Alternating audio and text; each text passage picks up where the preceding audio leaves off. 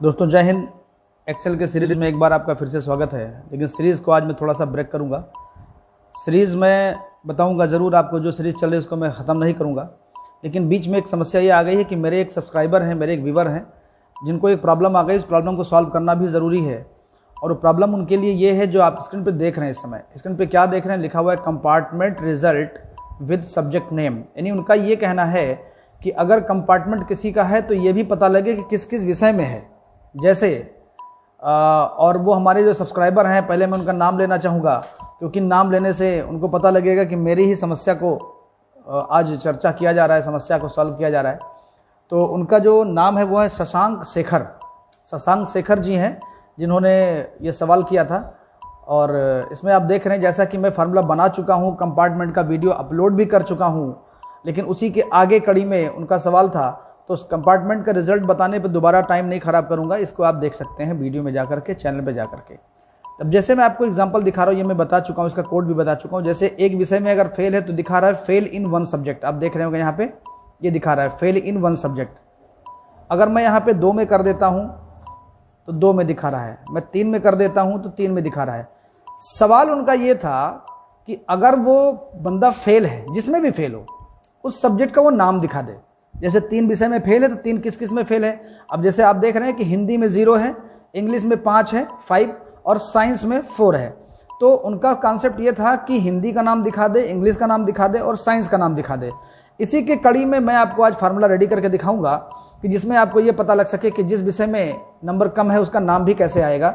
आइए शुरू करते हैं। सवाल आप लोगों को समझ में आ गया होगा। तो अब इस तरीके से आप देख रहे हैं, मैं इनको फिलहाल भी पास कर दे रहा हूँ इस तरीके से, और ये ऐसे मैं कर दे रहा हूँ समझने के लिए। एक विषय में फेल है किसी में, ये अभी पास दिखा रहा है, लेकिन मैं ये चाह रहा हूँ कि आपको पता लग जाए। तो इसके लिए हम कोड प्रारंभ करते हैं।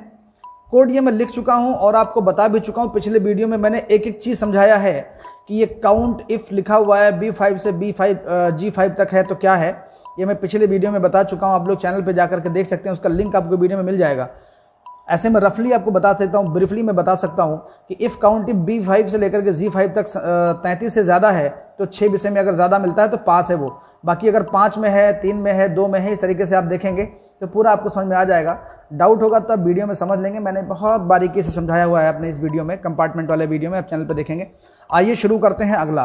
अब हमको इसके साथ जोड़ना है कि अगर ये हमारा एक विषय में, 2 विषय में, 3 विषय में फेल है तो उसका कैसे ये टाइटल उठाएगा, कैसे वहाँ से पता लगाएगा। तो इसके लिए क्या करते हैं, हम लोग एक फार्मूला लेते हैं।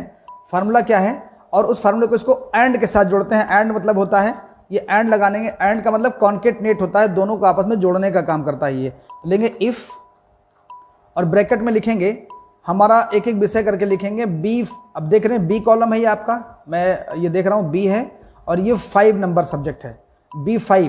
तो यहाँ मैं लिखूंगा B5 इज लेस देन 33।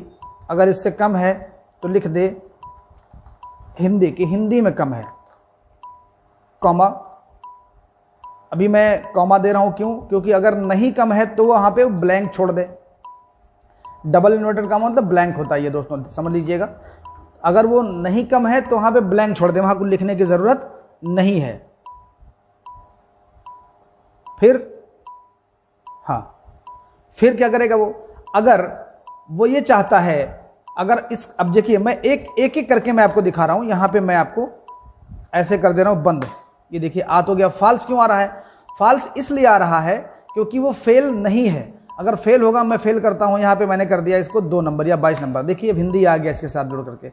लेकिन अगर इसका टाइटल हिंदी बदल रहे हैं या कुछ और कर रहे हैं, इसको हम लिखते हैं भाषा।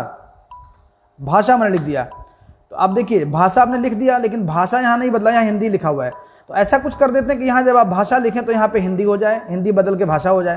तो आइए कुछ करते हैं, क्या है वो, इसको देखते हैं। यहाँ पर हम इसको लेंगे सीधे सीधे, जिसमें लिखा हुआ है टाइटल उसको हम ले लेंगे नाम ही वहाँ से। जैसे भाषा हमारा लिखा हुआ है B4 में, यहाँ कॉमा B4। ये देखिए अब भाषा आ गया दोस्तों, आपको दिख रहा होगा। अब ये भाषा आ गया। अब यहाँ पे अगर मैं इसको बदलता हूँ, हिंदी करता हूँ, मान लिया मैंने कर दिया यहाँ पे हिंदी, तो वहाँ भी देखिए हिंदी हो जा रहा है। तो इस तरीके से सीधे सेल एड्रेस लीजिए, लेकिन जो सब्जेक्ट के साथ ये मिला हुआ है इसको थोड़ा सा गैप कर देते हैं। गैप कैसे करेंगे, यहाँ पर हम एक एंड साइन और लगाएंगे और बीच में एक स्पेस दे देंगे, इसको स्पेस देने को बोलते हैं। अब देखिए थोड़ा सा गैप हो गया होगा, ये देखिए हिंदी और सब्जेक्ट में गैप हो गया।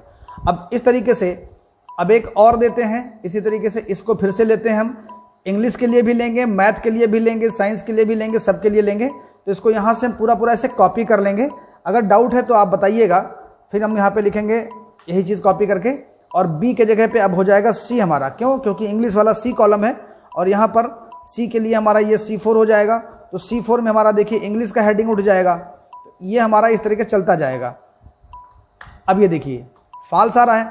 फॉल्स क्यों आ रहा है? क्योंकि हमने यहाँ पे ब्लैंक नहीं दिया है। अब ब्लैंक अगर करना है कि अगर वो चीज़ हमारा पास है तो उसको ब्लैंक ले ले, तो हिंदी वाले में हमने ब्लैंक कर दिया और ऐसे इंग्लिश वाले में भी हम ब्लैंक कर देंगे कॉमा, कि अगर नहीं कम है तो उसके जगह पे ब्लैंक कर दिए, ये ब्लैंक कर दे। क्योंकि इफ़ का आपने देखा होगा मेरे वीडियोस में, हम अभी इफ़ का सीरीज़ में पूरा शुरू करूंगा फिर से, जिसमें आपको सारी चीज़ों को क्लियर कराऊंगा। लेकिन ये पर्टिकुलर जो समस्या मैं सॉल्व कर रहा हूँ ये हमारे शशांक शेखर जी के लिए है, और वो चैनल से इतना प्यार करते हैं कि मैं उसको इग्नोर नहीं कर पाया और ये वीडियो मुझे देना पड़ा उनके लिए।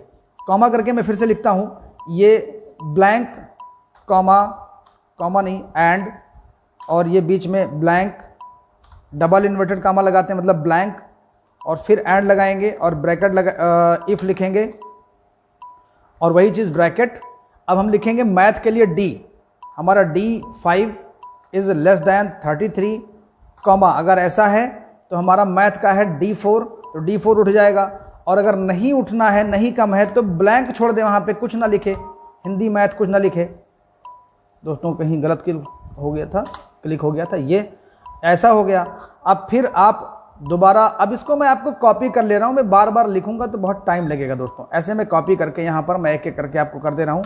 अब ये आएगा तो ये हमारा डी के बजाय ई हो जाएगा, ई हो जाएगा, और हमारा ये भी ई हो जाएगा, क्योंकि ई कॉलम में है तो ई ही चलेगा, E4 हो जाएगा। ऐसे हम मतलब 5 को चेक करेगा और 4 को प्रिंट करेगा, फिर पेस्ट करेंगे। ई के बाद F के लिए भी वही चीज़ करेंगे, इसको F5 करेंगे और ये हमारा, ये भी हमारा F हो जाएगा।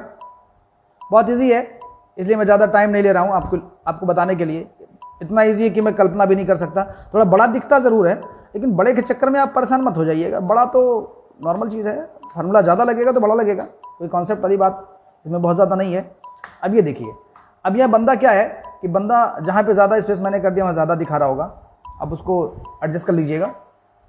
ये चीज़ यहाँ पे 2 विषय में फेल है, हिंदी और साइंस में।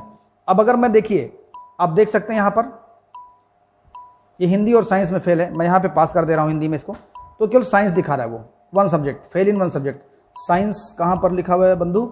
साइंस हमारा लिखा हुआ है ये ई वाले में, तो ई हमारा ये है, यहाँ पर स्पेस ज़्यादा ले रहा है, तो अब इसको एडजस्ट कर सकते हैं अपने हिसाब से देख करके, और ये कोई बहुत बड़ा कॉन्सेप्ट प्रॉब्लम नहीं है।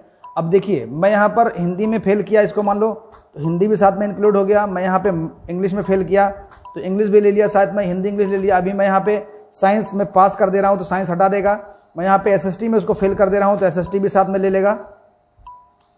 SST का हमारा F है, और ये अभी मैं सब्जेक्ट 3 सब्जेक्ट है, लेकिन ये एक नहीं दिखा रहा है, मैं देखता हूँ क्यों नहीं दिखा रहा है।